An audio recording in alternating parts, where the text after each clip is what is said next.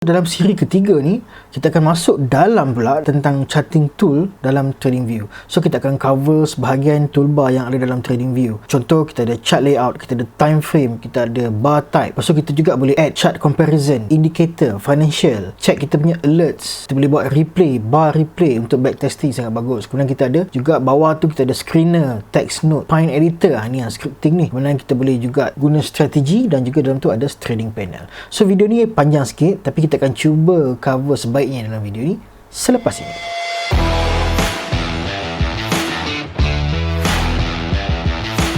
Kalau korang belum ada account TradingView, jom subscribe guna QR link ni. Bila korang decide untuk guna paid account, so kita masing-masing akan dapat free 1 bulan subscription. Kalau tak ada pun tak apa, kita layan je yang percuma.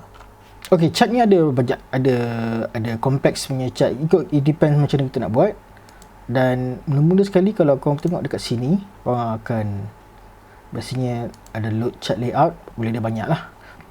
So katakanlah korang dekat sini korang boleh buat new chart layout. So new chart layout ni maksudnya korang dapat chart yang fresh, baru, tak ada kacau. Maksudnya kalau korang load layout, kalau korang load layout yang AP publish contoh, yang lain-lain, korang boleh save kan. Ingat tak bila korang buat apa-apa, korang kat chart ni, korang boleh save setting dia. Save apa study yang korang buat, apa line-line yang korang buat, dia korang akan save. Korang boleh pergi ke layout yang nombor 2 dan dia takkan tunjuk apa yang korang buat dekat layout nombor 1. Faham tak maksud? Maksudnya dia different instance of the chart. So korang boleh katakanlah korang kata yang ni korang nak guna strategi ni, strategi 1, strategi 2, strategi 3. So untuk tujuan malam ni aku nak just tunjukkan layout yang baru. Nak buang layout, pangkah je. Ni tadi aku test. So buat layout yang baru. Alright. Okay, so even korang boleh namakan dia. Betul. Alright. So kita tengok layout. So kita tengok pasal chart pula Okay, ni quite besar juga info apa benda tools ni. Jadi dekat sini apa? Ada dekat sini. Okay, ini chart layout dia. Ini sama ada korang nak auto save atau tak. Sharing, okay, sebenarnya korang boleh share. Bila korang share, korang boleh copy URL ni bagi kat kawan korang, so dia orang pun boleh view apa yang korang tengok. So bila korang ubah-ubah, korang save, siapa yang tengah view tu akan dapat yang updated punya data. So even kalau korang share dekat WhatsApp pun, dia akan keluar gambar dia. Ini make a copy, export chart data. Okay, ini best. Contoh, kalau katakanlah korang sekarang tengah view daily punya data, korang nak export chart data. So apa yang dia buat, let's say aku ambil 1 month ataupun 6 month lah, 1 year lah. Okay, 1 year. So aku nak export chart data. Apa dia buat, dia boleh export chart data ni ke CSV dan korang boleh view. So katakanlah kalau korang ada sesuatu lah, korang nak buat backtesting based on strategi apa benda, ini best gila. Sebab nampak time 16, 17, 18, 19 dah 1 year ago punya price sampai hari ni punya price. Nampak dulu harga dia 1 year dulu 365, sekarang harga dia 345. So nampak dia actually memang macam tu lah. Sebab Glomac nampak property kan, property kot. So dia tak naik mana pun, sebab dia drop dekat bulan 3. So sekarang tengah recovery, dia dah kembali kepada pre-covid price. Jadi okay, apa lagi yang kita boleh buat? Okay, kita akan go through yang atas dulu. Ini nama stock. So korang boleh tukar apa-apa nama stock kat atas ni. Contoh perdana. Ini ialah stock perdana. Jadi apa yang korang tengok sini, korang boleh tengok lah, boleh gerak-gerakkan lah dia macam ni. Ini time frame dia. So kalau korang tengok daily time frame, korang tekan D, daily time frame. So kalau korang tengok 4 hour time frame, ini 4 hour punya time frame. Kita tengok saham lain lah. Okay, ni HLT punya saham. Okay, so nampak kalau korang tengok HLT punya time 4 hour punya time frame, macam ni. So ini dia punya HLT. Ini price action dia, bawah ialah volume. So nampak, so kita boleh based on 5 minutes. Ni 5 minutes, 15 minutes, 50 minit, 1 hour, 4 hour, daily. Kalau letak weekly pun boleh. Nampak? So ini weekly. Okay, so ini tukar-tukar time frame. Nak lebih banyak time frame, tekan sini boleh ubah. Dan untuk free, dia ada limit lah kat sini. Adalah sesuatu benda yang kau tak boleh buat. Tapi kalau macam berbayar, dia lebih banyak lah interval yang kau boleh pergi. Okay, next ialah candle type, bar type ke apa benda lah. Okay, so kat sini ada beberapa jenis lah. Ada bars. So ini jenis bars. Candlestick lah. Apa lagi? Hollow candle kan, ni yang jenis ada hollow. Hollow ni maksudnya dalam hitam lah. Heiken IC. Okay, ni jenis Heiken IC punya style, HA line. Kadang-kadang kalau korang baru dulu, macam aku baru dulu, aku suka tengok line sebab konon-konon nak cacah faham sikit. Tapi sebenarnya lepas tu aku rasa macam candlestick better kot. Depends. Area pun sama, ada line je dia letak gambar bawah tu, baseline dan juga yang ada line. So tapi kita try lah stick dengan candlestick. Sebab dalam candlestick ni sebenarnya dia ada carry emotion. Tu bagus dia ada carry emotion, perasaan, emotion pelabur tu dalam ni sebenarnya. Kalau kita tengok nanti aku akan cerita tentang candlestick in another video lah, dan kita boleh faham. Okay, next kita ada sini compare. Okay, apa compare ni? Dekat sini kita boleh add symbol. Maksudnya okay, contoh HLT, kita nak compare dengan apa HLT ni? Okay, aku nak compare dengan K+, sebab aku nak tengok harga dia sama ke bergerak. Nampak? So ini ialah ini yang aku hide kan sekarang. Tak ada K+, ada K+. So nampak tak pergerakan dia hampir sama. So K+ ni kita boleh ubah lah color. Nak buat color putih kan, ataupun nak bagi dia area. Saya ada price line lagi. Ikutlah kita nak buat macam mana yang kita nak. Depends, ikut pada kita. Dan inilah dia. At least mungkin at one time kita nak monitor in real time. Contoh kita letak 1 hour, kita biar dia jalan. So kita boleh nampak lah, K+ gerak. Ataupun mungkin kita nak letak health punya, kita nak compare dengan, kita nak K+, kita nak compare dengan health punya, maksudnya index, Bursa Malaysia Healthcare Index.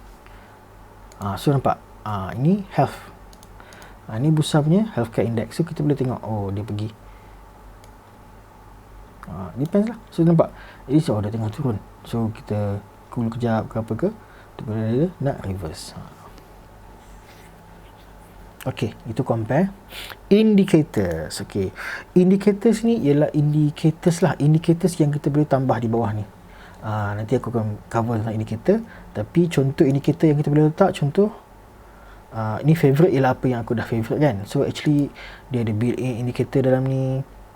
Contoh satu indikator yang kita akan guna banyak ialah MACD. Ini MACD indicators 12.26. Ini MACD indicator. So sebenarnya indikator ni dia macam bagi kita confirmation lah untuk certain price action tu. Dia confirmkan sama ada sesuai ke kita masuk, sesuai ke kita tak masuk, confirmkan benda ni betul ke tengah pullback, betul ke dia nak naik atas balik, nak turun balik. So ini lah fungsi indikator.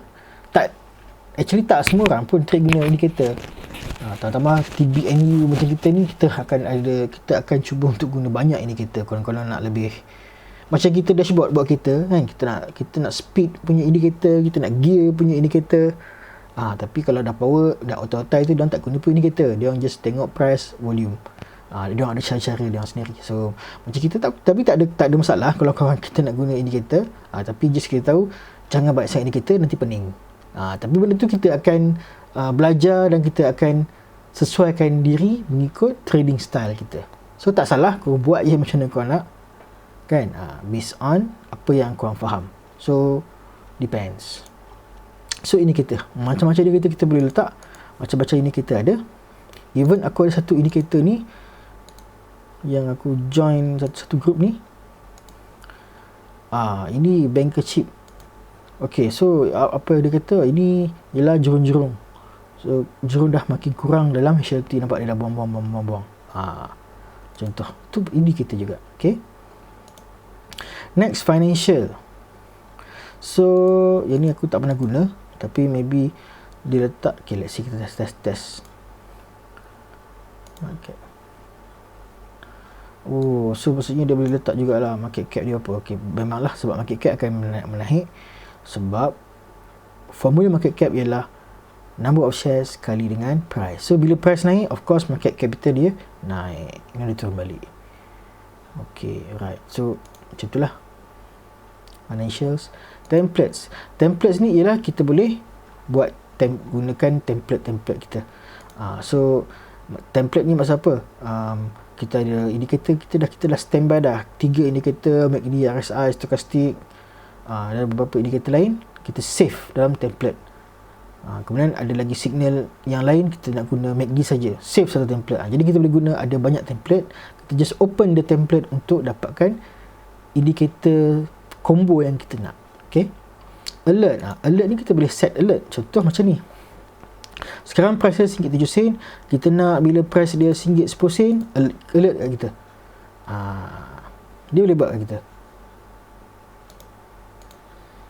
So nampak, bila HT price crossing, kita boleh buat crossing up or crossing down, or greater than or less than. Macam ni, ni advanced sikit, tapi boleh buat. Value berapa, sama ada sekali je ke, maksudnya dia kena sekali, dia update kita, dia terus keluar alerting, ataupun every time kena, dia akan alert. So sama ada nak notify on app, kita boleh buka pakai mobile app, ataupun dia just show pop up. Dia ada cara lain lah, hantar email, webhook. Webhook ni best. Contoh kita nak programkan dia supaya hantar ke Telegram, ni kena program sikit lah. Mungkin kena buat satu API gateway, dia receive dia push ke Telegram, something macam tu. Tu boleh buat. Tu memang menarik, aku ingat nak buat satu hari nanti. Kemudian send email to SMS, dan boleh letak alert name, dan apa-apa message yang kita letak sambungan daripada bila alert tu, at least kita tahulah. Contoh cut loss ataupun take profit, kita boleh tulis lah kat sini bila dapat alert tu. So tengah siang-siang tu, kita tak payah monitor setiap hari kan, kita tak payah monitor, maksudnya tak payah monitor platform sangat. So bila keluar alert, kita tengok lah, baru kita tengok dekat platform dan decide apa kita nak buat.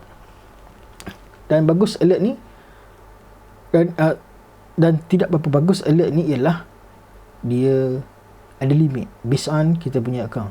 So kalau free, aku tak pasti berapa limit dia, tapi kalau pro ada limit 10 je.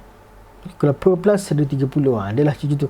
So depends lah. So maksudnya sebab tu dia kata alert one. So dah alert dah sekali, kau dapat alert tu, buatlah satu-satu, jangan biarkan. So dia sebab dia tak akan alert lagi bila dah alert, sebab kita punya alert limited kan. Okay, replay. Replay ni best gila. Dia ni macam function kita nak buat. Contoh kalau kita nak buat backtesting strategi kita, dan maybe kita boleh guna replay. Contoh kita nak replay, contoh kita nak replay balik based on dulu punya data. Okay, kat sini. Alright.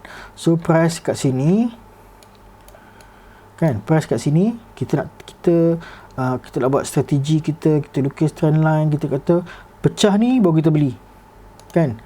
Kita nak kata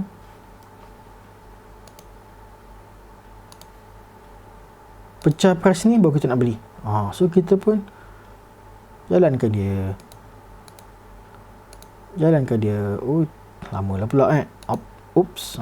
So nampak, bila kat sini kita kata kita nak beli, kita nak naik 5%, kita nak jual. Contoh lah kan, ni contoh je. So nampak dia terus naik, next day 11%. So dah hit TP kita kat sini. Contoh macam tu, tapi adalah cara-cara lain yang kita boleh apply untuk benda ni, untuk backtest ni. Tapi macam itulah. Itulah best dia benda ni. Ini tak silap aku hanya free je kot. Maybe hanya berbayar kot. Kalau free mungkin ada limit dia. Tu kena check balik. Okay, so ini untuk bar kat atas ni. Okay, yang ini. Okay, ini ialah chart layout kita. Ini kalau yang free satu je rasa aku. Kalau berbayar baru boleh banyak. Kalau pro boleh 2. Kalau pro plus boleh 4. So, apa guna kalau ada banyak? Contoh kan, korang boleh letak satu ni 5 minit, satu ni 15 minit, satu ni 1 hour, satu lagi 4 hour. Contoh, or maybe 1 day. Contoh macam tu. At least korang boleh tengok 1 day dah sangat, mungkin boleh 4 hour. At least korang boleh tengok multiple time frame punya movement. Ataupun maybe sini kau nak tengok stok lain, sini stok lain, pun boleh juga. So itu guna banyak-banyak ni. Macam aku boleh guna 4 je, tak boleh guna lebih. Contoh ni 5 tu 2, 3, 4 4 juga. 4. So kalau 5 tak boleh. Yang itu need a bigger monitor. Your plan has 4 charts. So kalau nak kena beli yang mahal lagi. Tak payah. Tak perlu pun. So actually kadang-kadang satu pun dah cukup.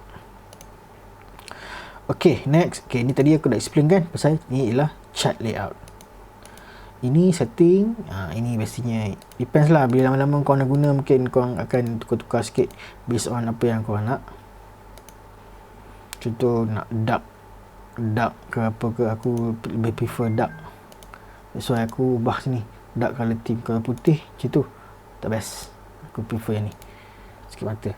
Okay, so ini kalau perlu mungkin korang akan tukar lah, kalau tak perlu biar default je.